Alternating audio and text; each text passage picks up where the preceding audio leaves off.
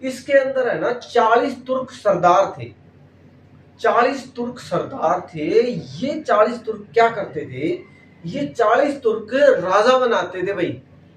ठीक है, ये 40 तुर्क अगर ये बोल देते ना, जिस तरीके से वीटो पावर है ना भाई, जिस तरीके से वीटो पावर, सेम वैसे ही उस टाइम पे जो वीटो पावर थी ना, वो इन 40 तुर्क सरदारों के पास थी। ये 40 तुर्क सरदार यानी राजा बनाते थे, शासन को चलाते थे। इन्हीं 40 तुर्क सरदारों की वजह से शासन चलता था। ठीक है, ये मतलब मैनेजमेंट ये लगा लो कि भाई आईएएस आईपीएस जो होते हैं ना,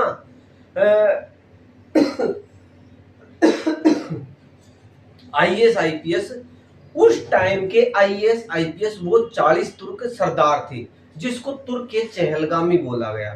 ठीक है, और ये किसने बनाए थे, ये तुर्क के चहलगामी 40 तुर्क सरदारों का जो गठन किया था, ये इल्तुतमिश ने किया था। और इस गठन को तोड़ा किसने था, इसको खत्म किसने किया था, इसको किया।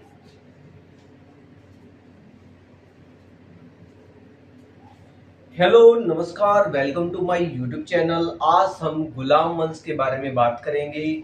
गुलाम वंश, आज हम दिल्ली सल्तनत के बारे में बात करेंगे। आज हम बात करेंगे कुतुबुद्दीन ऐबक के बारे में। आप सभी जानते हैं 1191 के अंदर और 1192 के अंदर दो लड़ाइयाँ होती हैं। 1191 के अंदर लड़ाई होती है तराइन की पहली लड़ाई, जिसमें पृथ्वीराज चौहान जीत जाता है, मोहम्मद गोरी हार जाता है।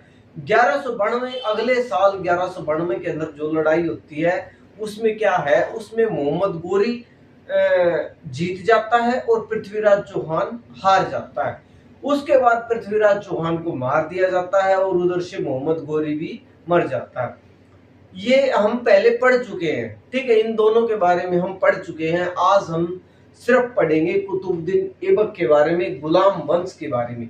ठीक है, यानी पृथ्वीराज चौहान को हराने के बाद यानी यहाँ पर मतलब भारत पर कब्जा किसका हो जाता है, यहाँ पर कब्जा हो जाता है मोहम्मद गोरी का। और मोहम्मद गोरी क्या करता है, मोहम्मद गोरी अपने जितने भी जीते हुए प्रदेश थे, यानी जिन पर पृथ्वीराज चौहान का हक था, जिन पर पृथ्वीराज चौहान राज करता था, तो उन सारे प्रदेशों पर वो किसको छोड़ के चला गया, कुतुबुद्दीन ऐबक अपने गुलाम को छोड़ के चला गया कि भाई मैं गजनी जा रहा हूं और यहाँ पीछे से अपने जो हमने जो मिलके जो जीता है भारत के अंदर, उन पर राज करेगा तू, यानी कुतुबुद्दीन ऐबक। और कुतुबुद्दीन ऐबक कौन था, कुतुबुद्दीन ऐबक मोहम्मद गोरी का एक गुलाम था, उसका एक सेनापति था। और 1191 और 1192 की जो दो लड़ाइयां हुई, तराइन की पहली लड़ाई 1191 के अंदर, तराइन की दूसरी लड़ाई 1192 के अंदर।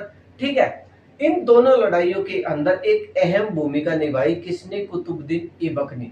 और ये जो कुतुबुद्दीन ऐबक था, ये एक मतलब ये लगा लो कि भाई इसका बहुत खास था, किसका, मोहम्मद गोरी का। और इसी खासियत की वजह से मोहम्मद गोरी ने कुतुबुद्दीन ऐबक को यहाँ पर राज करने के लिए छोड़ा। ठीक है, और 1206 के अंदर कुतुबुद्दीन ऐबक यहाँ पर मतलब स्थापना करता है किसकी, गुलाम वंश की। ठीक है, गुलाम वंश की। दिल्ली सल्तनत के अंदर जैसे गुलाम वंश आता है भाई, फिर खिलजी वंश आता है, फिर तुगलक वंश आता है, फिर सैयद वंश आता है, और फिर लोधी वंश आता है। इसको याद कैसे रखेंगे, इसको याद रखेंगे हम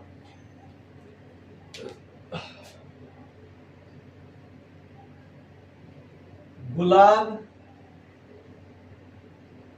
खिले तो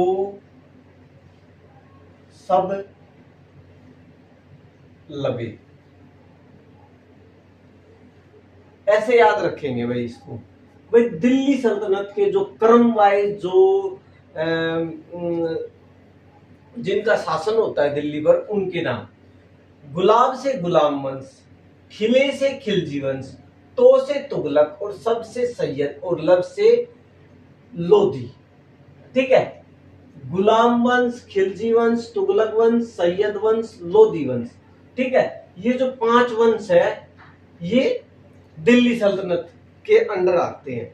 ठीक है, अब हमें बात करनी है कुतुबुद्दीन ऐबक यानी गुलाम वंश के बारे में।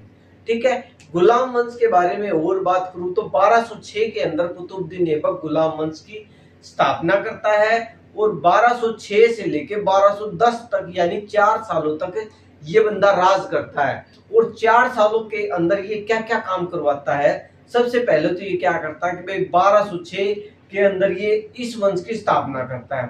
ठीक है, अपना राज्याभिषेक करवाता है। ये एक गुलाम होता है किसका? मोहम्मद गोरी का। ठीक है, और ये 2 मस्जिद का निर्माण करवाता है। एक तो दिल्ली के अंदर एक मस्जिद बनवाता है कुवत उल इस्लाम, कुवत उल इस्लाम मस्जिद, जो कि दिल्ली के अंदर कुवत उल इस्लाम, ये दिल्ली के अंदर। और एक है 2.5 दिन का झोपड़ा,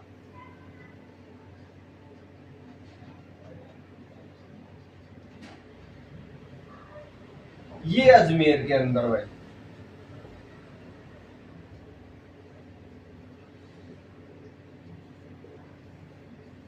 पृथ्वीराज चौहान का जो शासन था वो दिल्ली पर भी था, अजमेर के अंदर भी था। उसी पर तो ये बंदा राज कर रहा था और वहीं इसने मस्जिद बनवा दी। दिल्ली के अंदर कुवतुल इस्लाम मस्जिद बनवा दी और 2.5 दिन का झोपड़ा, ये भी मस्जिद है, ये कहां बनवा दी? अजमेर के अंदर। ठीक है, और एक काम और करवाता है, ये कुतुब मीनार का निर्माण करवाता है भाई। कुतुब मीनार,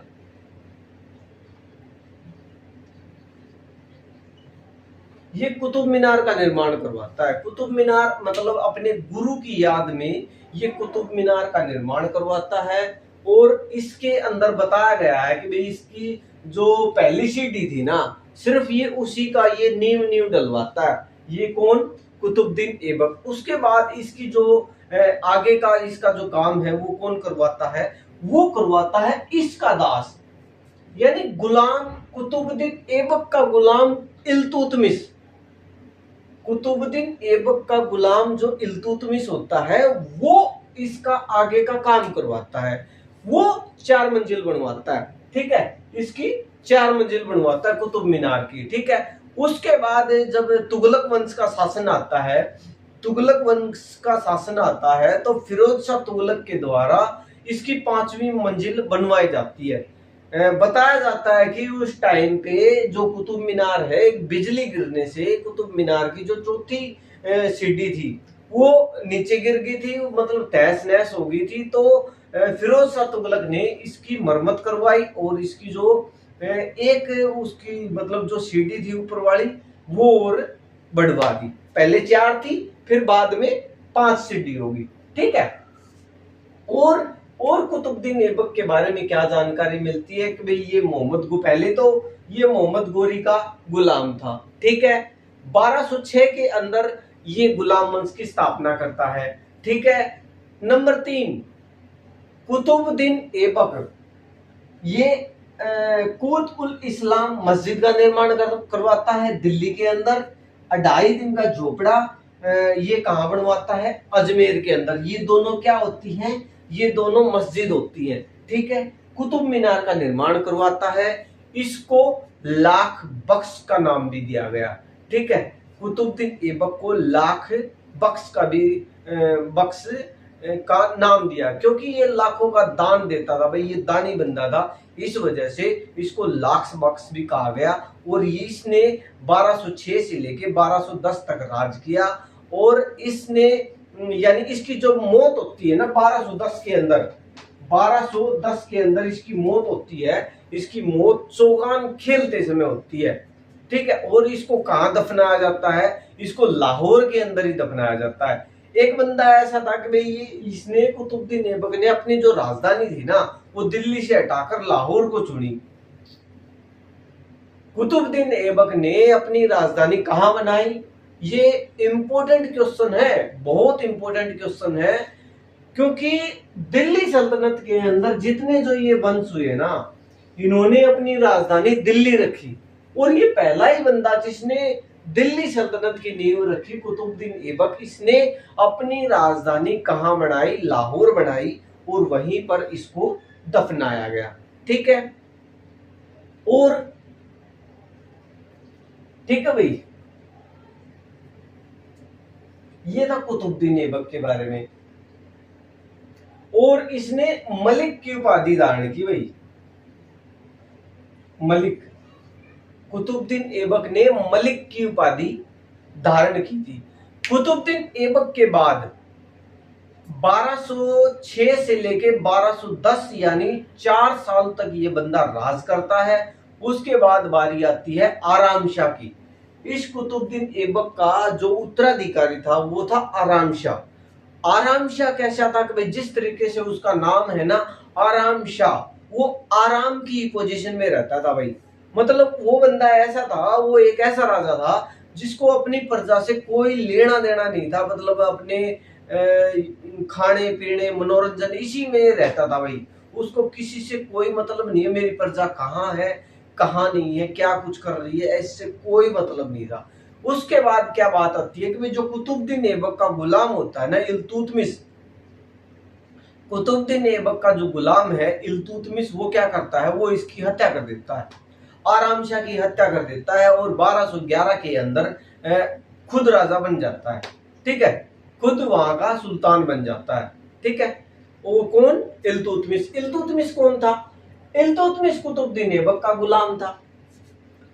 गुलामों का गुलाम इल्तुतमिश के बारे में ये बात आती है कि भाई गुलामों का गुलाम कौन था? इल्तुतमिश था। गुलामों का गुलाम कौन था? इल्तुतमिश था। यानी कुतुबुद्दीन ऐबक किसका गुलाम था?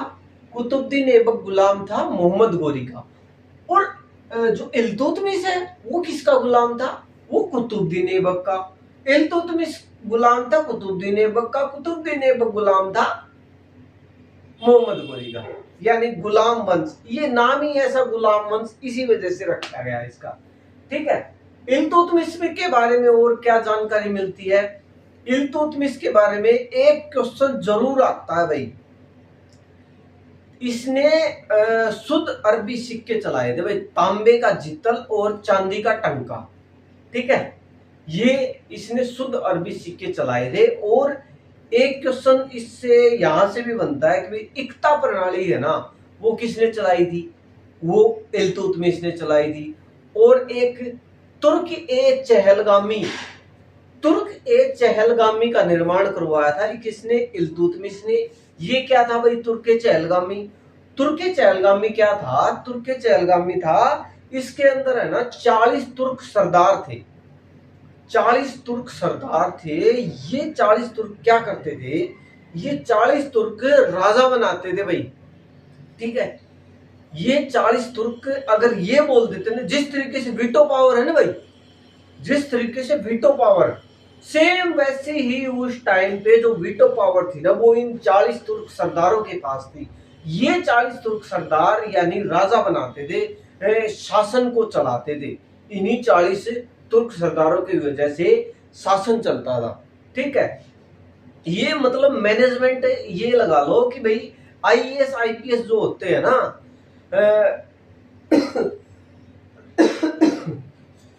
आईएएस आईपीएस, उस टाइम के आईएएस आईपीएस वो 40 तुर्क सरदार थे, जिसको तुर्क के चहलगामी बोला गया। ठीक है, और ये किसने बनाए थे? ये तुर्क के चहलगामी 40 तुर्क सरदारों का जो गठन किया था, ये इल्तुतमिश ने किया था। और इस गठन को तोड़ा किसने था? इसको खत्म किसने किया था? इसको किया था बलबन ने। वो क्यों खत्म किया था उसके बारे में हम बाद में पढ़ेंगे। ठीक है, क्योंकि ये जो 40 तुर्क सरदार थे, यही राजा बनाते थे और यही राजा को नीचे जमीन पर पटकते थे। ये ऐसे थे वे 40 तुर्क सरदार। ठीक है, और इल्तुतमिश की एक लड़की थी जिसका नाम था रजिया सुल्तान। और रजिया सुल्तान रजिया सुल्तान के बारे में भी बाद में पढ़ेंगे। ठीक है, आज सिर्फ इल्तुतमिश तक ही पढ़ेंगे भाई। ठीक है, वीडियो लंबी हो जाएगी। कुतुबुद्दीन ऐबक के बारे में पढ़ लिया हमने, अब इल्तुतमिश के बारे में। इल्तुतमिश ने क्या किया, 1211 के अंदर ये बंदा राज करता है 1236 तक। ठीक है, 1211 से लेके 1236 तक ये बंदा राज करता है। ठीक है, 1236 के अंदर इसकी मौत हो जाती है। इसने काम क्या क्या किए थे, एकता प्रणाली चलाई थी, तुर्क के चहलगाम में 40 तुर्क सरदारों का जो गठन किया था वो किया था, और इसने चांदी का टंका और तांबे का जीतल ये शुद्ध अरबी सिक्के चलवाए थे, और इसी ने जो दिल्ली के अमीर थे उनका दमन किया था। ठीक है भाई, ये काम करवाए थे इल्तुतमिश ने। और जो कुतुब मीनार की जो पूरा काम था, कुतुबुद्दीन ऐबक ने तो सिर्फ उसका निर्माण शुरू किया था, लेकिन उसका जो पूरा काम था वो किसने करवाया था, वो इल्तुतमिश ने करवाया था। ठीक है, बाद में जब बिजली पड़ती है उसकी एक जो चौथी सीढ़ी थी वो नीचे गिर जाती है। उसके बाद जो उसका चौथी सीढ़ी के बजाय यानी एक सीढ़ी गिरती है, लेकिन 2 सीढ़ियों का निर्माण कौन करवाता है, फिरोज शाह तुगलक करवा देता बाद में। ठीक है भाई, ये था इल्तुतमिश। इसके बाद पढ़ेंगे हम बाद में। ठीक है, क्या था, गुलाम वंश 1206 के अंदर इसकी स्थापना होती है। कुतुबुद्दीन ऐबक इसकी स्थापना करता है, मोहम्मद गोरी का ये गुलाम होता है, और गुलामों का गुलाम किसे कहा गया है, इल्तुतमिश को कहा गया है। हाँ, और एक और बात, जो रजिया सुल्तान मूवी है ना, आप रजिया सुल्तान जिस तरीके से अलाउद्दीन खिलजी के बारे में हमें पद्मावत मूवी के अंदर उसकी पूरी छवि एक मतलब एक दिमाग में सेट हो जाती है ना, सेम वैसी रजिया सुल्तान मूवी देखना। आपका जो कंसेप्ट है मतलब के बाद आपका जो कंसेप्ट है ये गुलाम वंश का, वो बहुत सारा कंसेप्ट क्लियर हो जाएगा। जैसे आपको इसमें इल्तुतमिश के बारे में पता लगेगा, रजिया सुल्तान के बारे में पता लगेगा, अल्तुनिया और याकूत की जो कहानी है, इनकी प्रेम कहानी है, उसके बारे में पता लगेगा। और आपको ये जो 40 तुर्क सरदार बताए ना मैंने, जो राजा बनाते थे, राजा को जमीन पर पटकते थे, वो मतलब उनकी जो पूरा शासन चलाते थे, ये राजा बनाते थे भाई। ठीक है, राजा को